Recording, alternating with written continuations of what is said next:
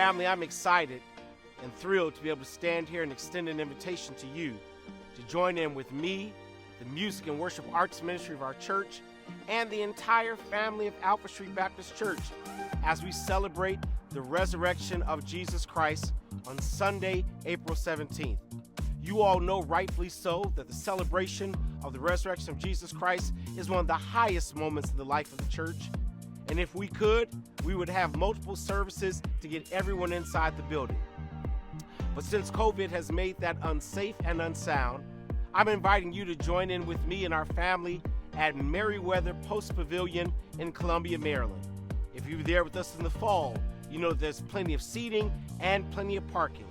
The doors open at 10 a.m., the service begins at 11. Come on, join in with us as we make glorious the resurrection of Jesus Christ. Sunday, April 17th, Easter Sunday morning, 11 a.m. I hope to see you there.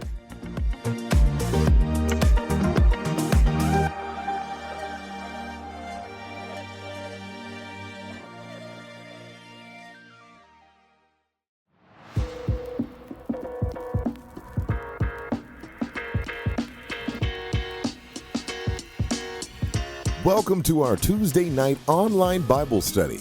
Now, here are the upcoming announcements for this week.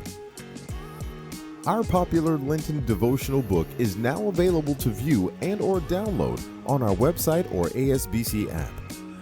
We know that these are difficult and challenging times. We invite you to stay connected by participating in our online worship services and remain faithful in your giving online via our Alfred Street website, ASBC app, and on our text messaging system. If you have any questions about giving, please feel free to email our finance department at finance@alfredstreet.org.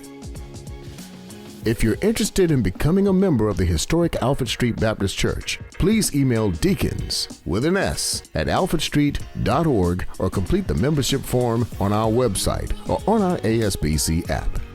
Attention all active Alfred Street members only. Please note that our next virtual Zoom Church Council meeting will be held on Wednesday, April 13th at 7 p.m. Eastern Time. Online registration is now open for this virtual Church Council meeting. However, you must be an active member of Alfred Street Baptist Church who has received the right hand of fellowship in order to participate virtually. The deadline to register is Tuesday, April 12th at 12 p.m. noon Eastern Time. Once you have registered, you will receive the Zoom link on Wednesday, April 13th, the same day of the meeting. Please remember to check your junk or spam folders for your Zoom link if you don't see it in your email inbox. Alfred Street Baptist Church invites you, your family, and friends to worship with us virtually during Holy Week 2022.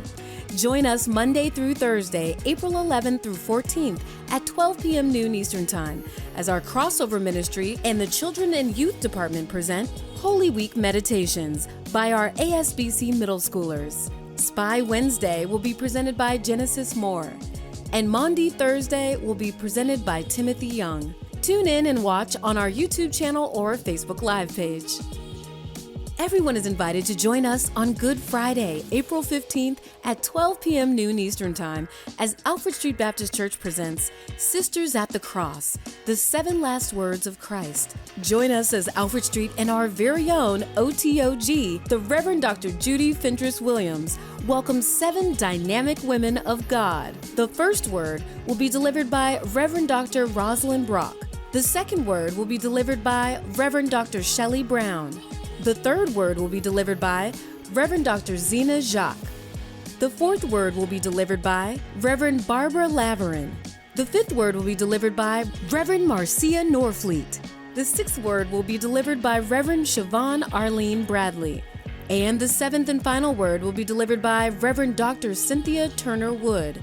You don't want to miss these 7 powerful words delivered by 7 amazing and anointed women of God. Please join your Alfred Street family virtually on Saturday, April 16th at 6 p.m. Eastern Time as Acute Street presents their annual Easter Children's Pageant 2022. This year's theme is Eyewitnesses to the Crucifixion. Did you crucify Jesus? Written by Reverend Marla C. Hawkins, Director of Acute Street. We invite everyone to tune in and support our ASBC children by watching on our YouTube channel and/or Facebook Live page on Saturday, April 16th at 6 p.m. Eastern Time. Celebrate Easter Sunday 2022 in person with Alfred Street Baptist Church at Merriweather Post Pavilion in Columbia, Maryland on Sunday, April 17th at 11 a.m. Eastern Time. That's right, everyone is invited to worship with your Alfred Street family in person at Merriweather Post Pavilion for a one-of-a-kind, amazing, and exciting worship experience featuring our talented and award-winning Alfred Street choirs, soloists, dance ministry, and awesome Alfred Street musicians. This year's Easter 2022 theme will be Just for Me. Join us as our very own Reverend Dr. Howard John Wesley, Senior Pastor of our historic Alfred Street Baptist Church, will be bringing a powerful and inspiring message on Resurrection Sunday. So you know you and your family don't want to miss this. Doors will open at 10 a.m. Eastern Time, and free parking will be available to all. There's no registration needed to attend. All ASBC COVID protocols will be encouraged, including wearing masks and social distancing. Be sure to visit alfredstreet.org, our social media platforms, and our ASBC app for more information. Attention all active Alfred Street Baptist Church members.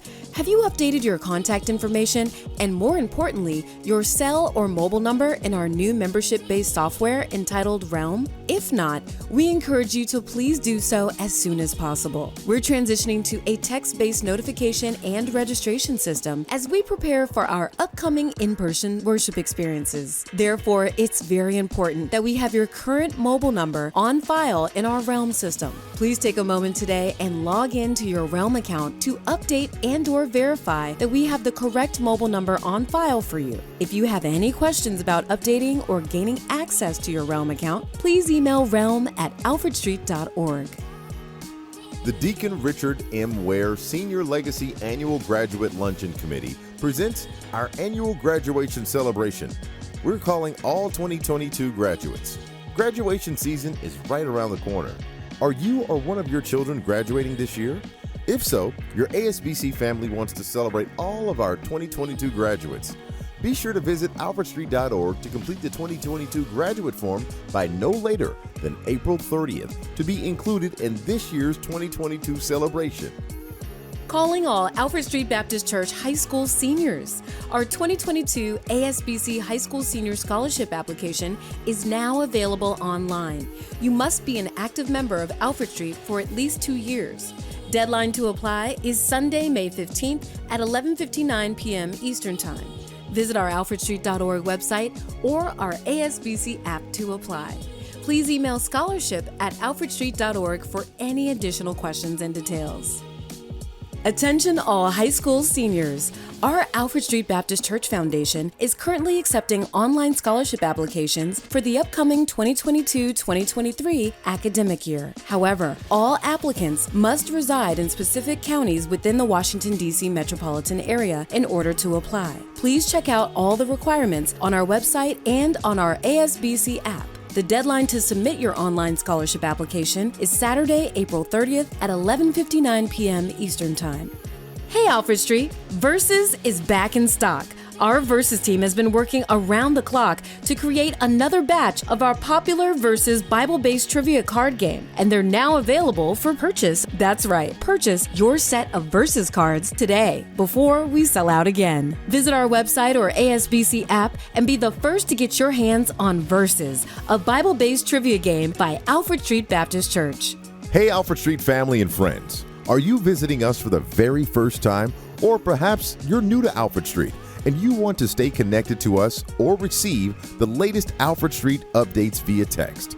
If so, all visitors, text the word visitors with an S to our new direct text number 571-977-4525. That's 571-977-4525. Or if you're not a new visitor, but you want to receive the latest Alfred Street updates via text, please text the words ASBC News. That's ASBC News, no space between ASBC and News, to that same direct number, 571-977-4525.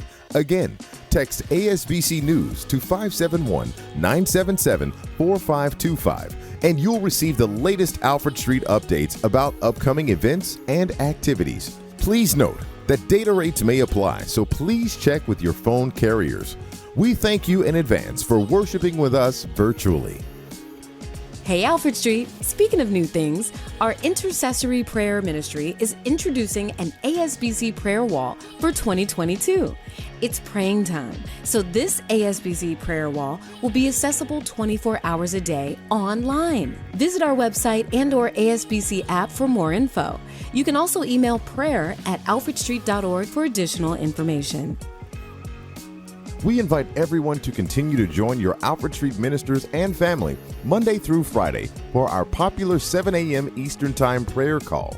Join us in prayer and praise Monday through Friday only by dialing 425-436-6277, access code 246114 #. Again, that's 425-436-6277, access code 246114 #. Our new prayer line number will accommodate up to 2,000 participants. However, once we reach capacity, we will continue to offer the playback option.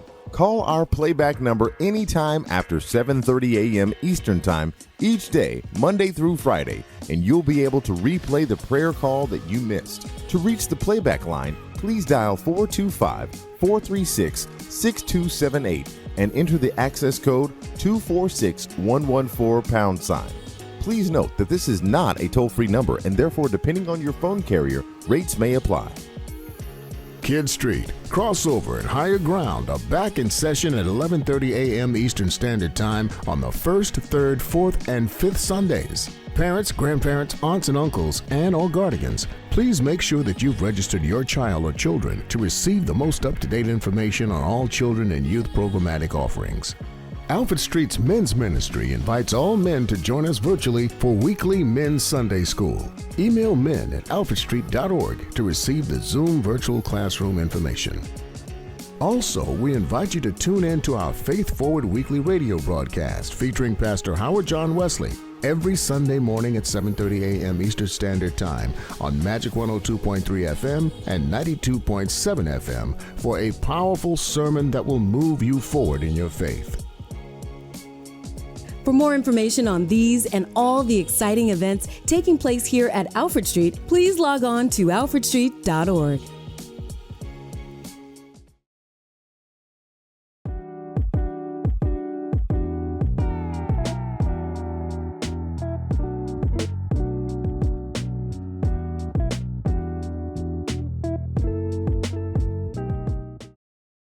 Beloved of God, we gather on this Holy Week to hear again the words of our biblical tradition that we might hold them in our hearts.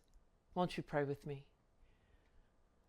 God of light and dark, we gather. We gather knowing that this week ends in the darkness of the cross.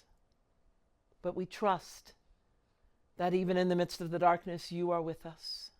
Come, Holy Spirit, and guide us as we seek to learn in the dark.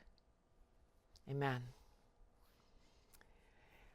I have a tradition, and that tradition is that during Holy Week, actually beginning the Saturday before Holy Week, each day I take one of the words from the cross and meditate on it. So last Saturday, I began with the first word, Father, forgive them. And then on Sunday, it was verily I say unto you from this day, Monday. Yesterday, it was woman, behold thy son. And this morning, the word that was given that I might meditate is found in both Matthew and Mark. It is Eloi, Eloi, lama sabachthani, my God, why have you forsaken me?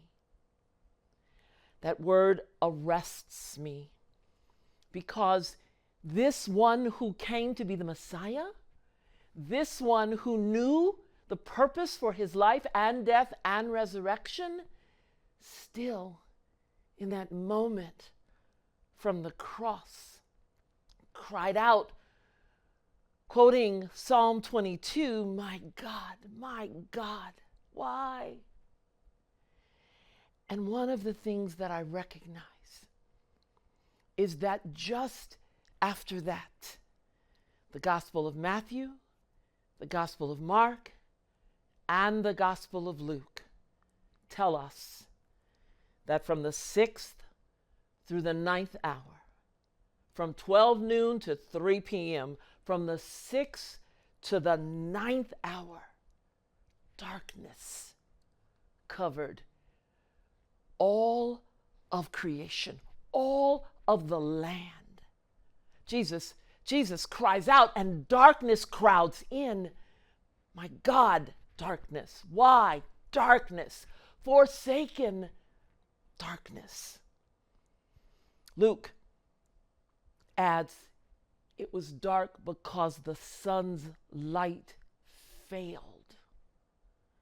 What is it about darkness on this side of the cross, on the Good Friday, on the Holy Week side of the cross? What is it about darkness that's important for us? Because when we think about Advent, the other great celebration of the church, when we think about Advent, we have lights. We have Christmas tree lights. We have the light of the Bethlehem star. We have light everywhere. It might be at the darkest time of the year, but we infuse the season of Advent and Christmas with light, but not so Lent. Lent is in darkness. What are we supposed to learn in the dark?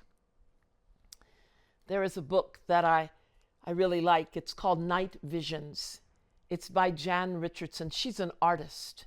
And it's really a book of meditations. And it's about Advent, but her words still speak to me. From Night Visions, Jan Richardson says, we are taught that darkness is synonymous with evil and that all light is good. However, human beings require darkness for birth and growth. The seed in the ground, darkness. The seed in the womb, darkness. In the dark lie possibilities for intimacy, for rest, for healing. Although we may find journeying in the dark fearsome or confusing, it teaches us to rely on senses other than sight. In the process of being in the darkness, we learn that the darkness bears a capacity for good and that evil can take place in broad daylight. She goes on, we often find ourselves at times in the dark, and the dark comes because of good or evil brought on by us or another. But our work is to name the darkness for what it is and to find what it asks of us. Whether it is in the darkness that we find justice to bring dawn of hope to the world, or whether we find a candle to give warmth to the shadows, whether we seek companionship to hold us in those uncertain times, the darkness reaches out to us and teaches us what we need. Beloved, in this Lenten season of heading toward the cross, we find ourselves in darkness. God, made known to us in Jesus, cried out, and darkness took hold. What can we learn in the darkness that we cannot learn in the light? Let's look first at what darkness means when it's used in the biblical text. The Hebrew word for darkness is koshek. It means misery, destruction, death, ignorance, sorrow, wickedness, obscurity, night. Here we see and hear those negative meanings. But journey with me into the biblical text and think aloud with me about the first time we see the word dark or darkness. It is in the Genesis text. It's in the first few verses. You know these verses. In the beginning, God created the heavens and the earth was formless and empty, and darkness was over the surface of the deep. The Genesis text goes on and says, and God was hovering over the waters, and God said, let there be light, and there was light, and God saw that the light was good. And he separated the light from the dark, calling the light day and the darkness night. And evening and morning were the first day.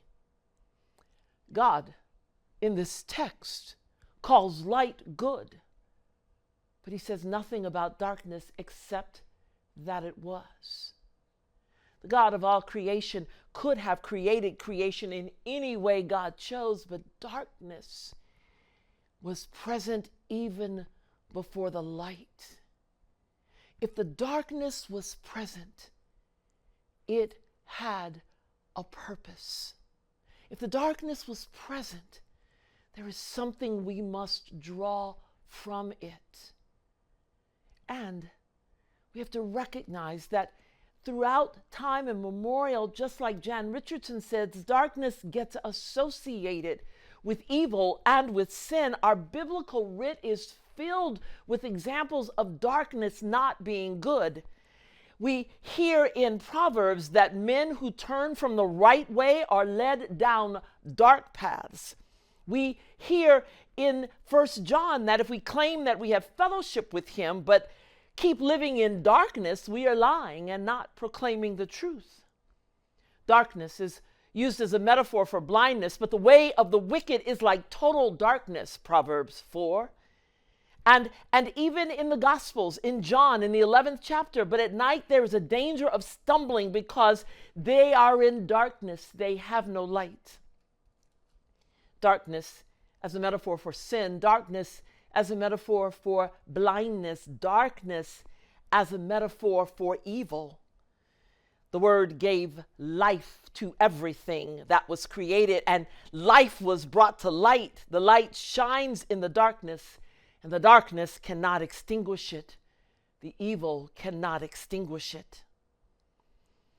Darkness gets a bad name in the biblical text, and it is no wonder that we think darkness is not good.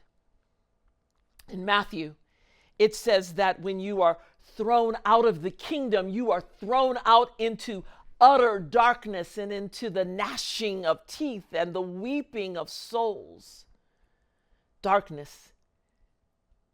Even when you look for the use of the word dark, you get a shot in the dark, a dark cloud, old dark 30, the dark side, deep dark secrets, dark matter, dark web, to be kept in the dark. Nothing about the dark seems good. But the dark is good. Beloved, because there was darkness in the beginning, we have to grapple. We have to trust that God in this Lenten period is leading us toward the cross in darkness, and there is good in it. We have to know that even in the dark, something will occur for us that cannot occur in the light. You know, the writer of the Psalm says, "For you created me in the inmost being. You knit me together in my mother's womb." We begin in Genesis in the dark, and you and I begin our lives in the womb in the dark. The dark can be and is good. So, how do we enter this season of Lent? How do we hold this time of darkness that came upon the land when Jesus cried out? There are some biological reasons. Did you know that if we don't have darkness, literal darkness in our lives, that our bodies cannot reset? That it is only in the darkness of the night in our homes when all the lights are turned off that our bodies regulate and reset. Your body, my body, cannot set itself aright without the development of melatonin, and it will not develop in us if there are lights around us. If you sleep in a room and there are lights on, you are inhibiting the body's natural mechanisms of resting and resetting. Biologically, we need dark. And very recently, the Centers for Disease Control said without that kind of resetting, without that kind of dark, our bodies cannot fight diabetes or cancer or Alzheimer's or dementia or high blood pressure nearly as well. Without the dark, we interrupt the natural rhythms of our lives. And though we are afraid of the dark is good for us. Learning in the dark of Good Friday is good for us. Think with me. Think with me about that scene at the cross. Think with me about the women crowded at the foot of the cross to be near Jesus. Think with me about what it must have felt like to hear him in the background moaning and the sun dying in the west. And then as he gets ready to cry out about being forsaken, all light goes away. Everyone must have been startled, and then darkness. What might happen? Travel back with me to the foot of the cross, and all of a sudden, all goes dark. In the darkness, our eyes don't do us service. We have to use our other senses. The moment it went dark, you can imagine that they grasped for one another. The moment it went dark, they knew they could not see around one another, and they had to get their bearings by just their bodies being in the space. The moment it all went dark, they recognized that their human responses were not going to serve them. And as close as they were to the cross, they had to come closer to God in that moment, because everything they knew to orient themselves now disappeared behind the darkness. In the darkness, there are gifts. In the darkness, there's a solitude. When we come before God in the darkness alone, when we come before God stripped of all of the things that we think important, in the darkness, in the solitude, we are stripped of title.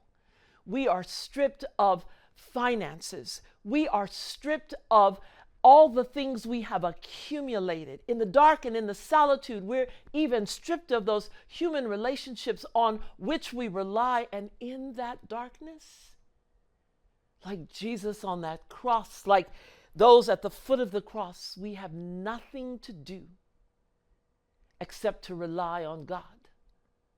The darkness can bring us closer to God. The darkness can make us know that all of the gifts God has given us in our human being still are not enough to traverse the darkness. There are gifts in the darkness. One of them is the solitude that draws us close to the God who loves us. There's another gift in the darkness. Because we cannot see around us, because we don't know if there are traps or trips, because we cannot see the road, we grow still.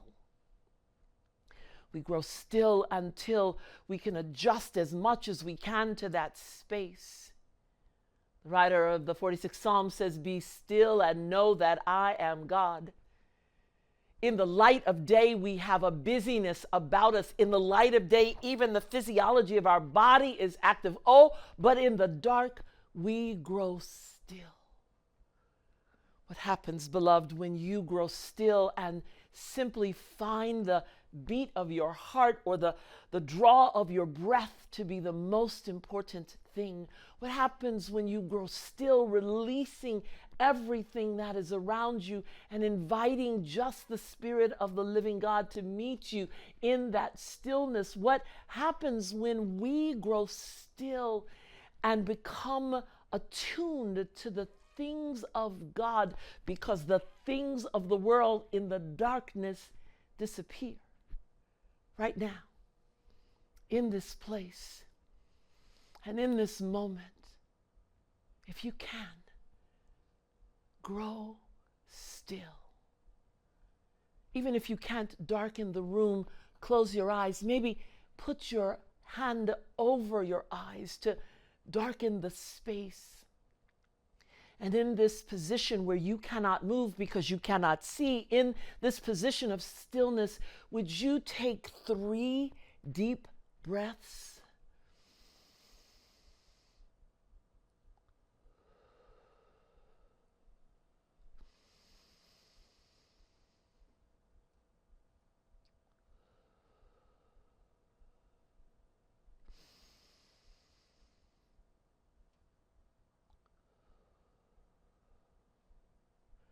With your hand still covering your eyes, with your being still, with your quiet and solitude in this stillness, in this darkness, know that those 3 deep breaths just reset your entire being. By growing still in the darkness, by growing still before God, by breathing in the Ruach, the Spirit of God, you've opened your very being to God. There are gifts in the darkness.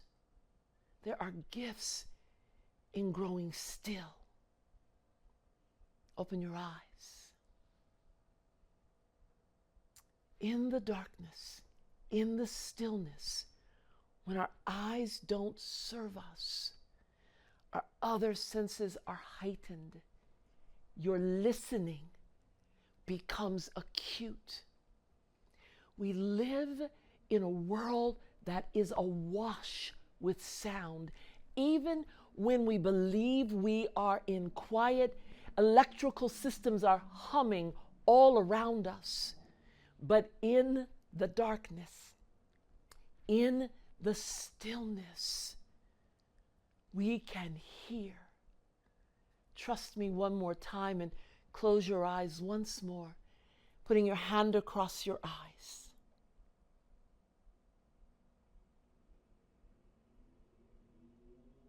What do you hear? Can you feel your own heartbeat? Can you hear it? Can you hear sounds wherever you are, in your office or in your home or in your car, that you don't normally hear? Do you hear sounds of birds or outside? In the darkness, in the stillness, we have our senses come alive. What do you hear that you've not heard before? There are gifts in the darkness.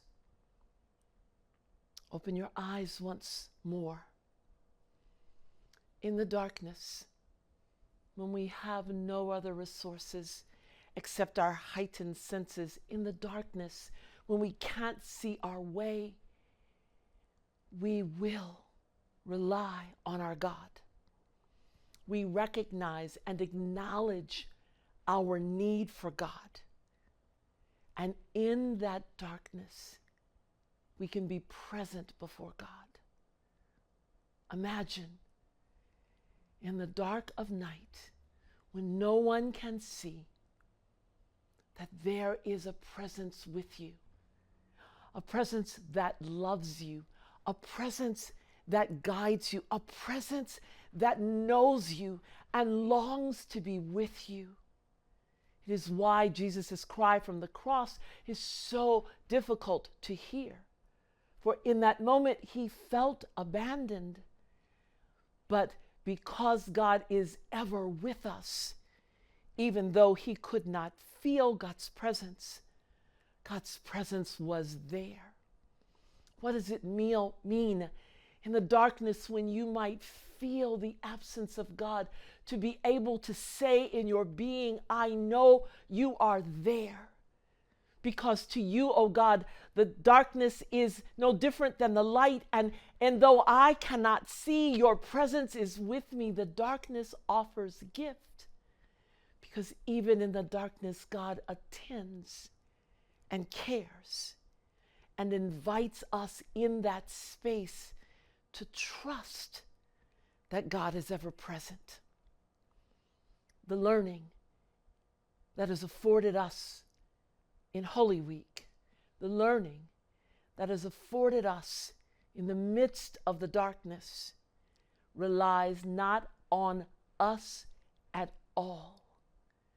That learning comes wholly from God. The learning that comes to us in the darkness asks us only to be student, only to be present, only to be open, only to be willing. That learning invites us just to come. I said earlier that we fear the darkness. And it is true, because in our brain there's a very small part of us, the amygdala. And when darkness falls around us, the amygdala's sense of fear is heightened because it knows that we do not know what is around us. We're hardwired to fear the darkness because things happen in the darkness. But we are also invited to overcome that fear in the darkness by trusting that God is with us, by trusting that that darkness that was there in Genesis has a purpose, that that darkness that was there in the womb has a purpose, that that darkness that descended on all of the land at the cross has a purpose. And that purpose is to call us close, to quiet us down, and to invite our reliance not on us, but on the God that is ever present and holding us. And here is why the darkness is so important for me in this week we call holy, as we head toward this day we call good. If I don't understand the darkness, then I can never appreciate the light. If I don't experience the darkness, then I am never reset in my body that I will be ready when the light comes. If I don't embrace and welcome the darkness, I deny all of the learning that can take place only there.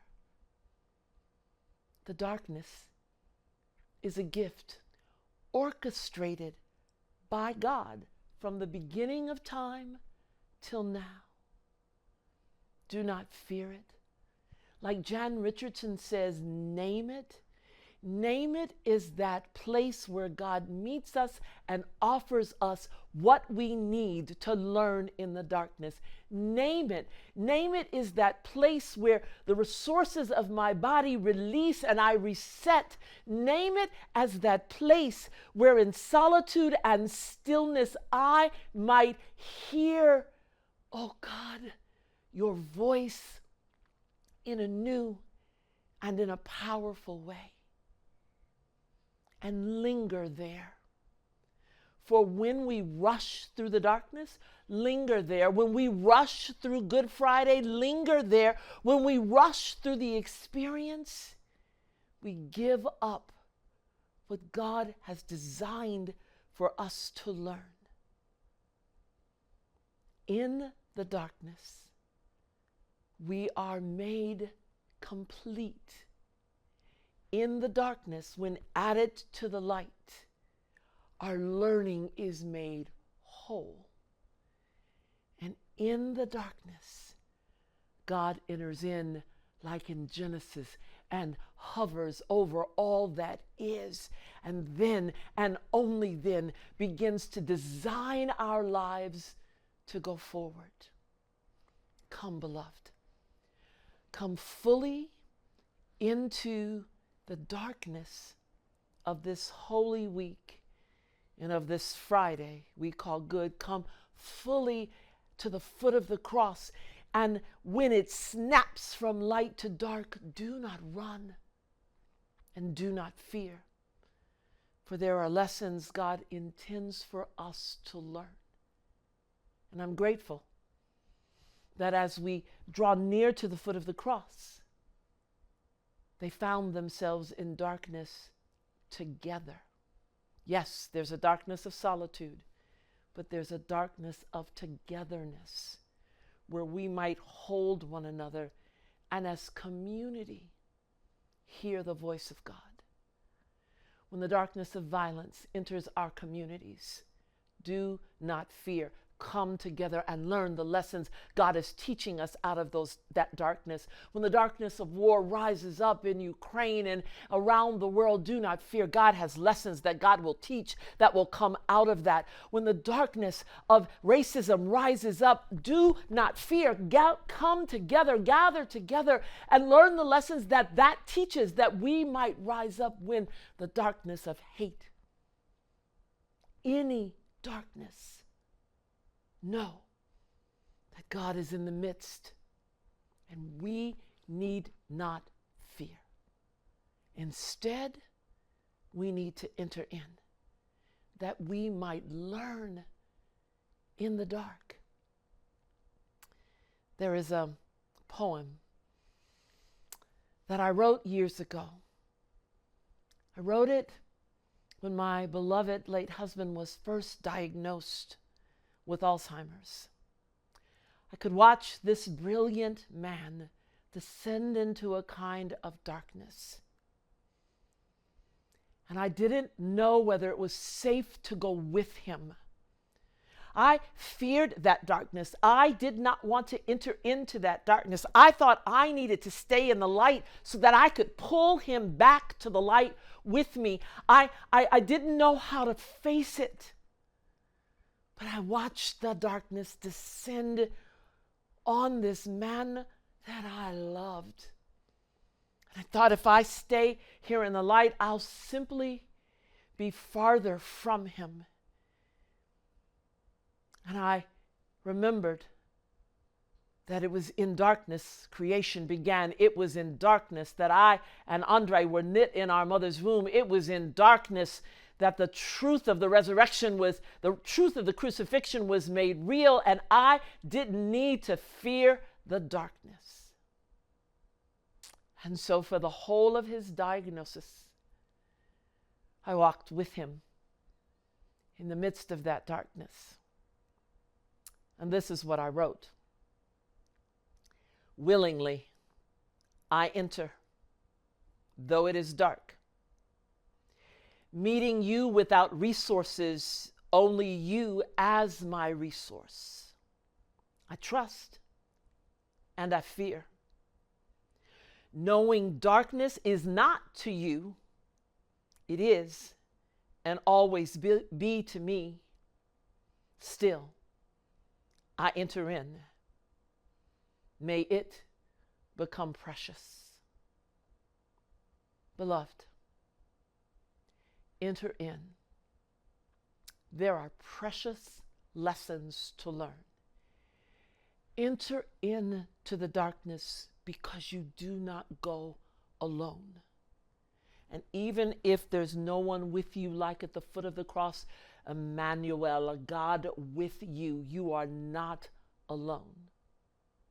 And know this, that as sure as the darkness comes, dawn is guaranteed. Weeping may endure for the night, but joy in the morning. The darkness will teach. It will not last always. Willingly I enter, though it is dark. Meeting you without resources, only you as my resource. I trust and I fear. Knowing darkness is not to you, it is and always will be to me. Still, I enter in. May this darkness become precious. May the darkness of this week teach us all. May those lessons be precious. And may we know that in the midst of the darkness, there is a God for whom the darkness is not. And that God is with us always. Gracious God, darkness comes into our lives in many forms. There are diagnoses, there are deaths, there are despairs, there are disappointments. There is the degradation that the world can heap on us. There is despair. There is disease. There is so much that attends to the darkness. But we, your beloved, may enter in, for there are lessons you intend, and we learn them seated at your feet. We learn them in your presence, knowing you are with us in the darkness. Teach us, O God, what it is you desire us to know, and make the darkness good for our learning.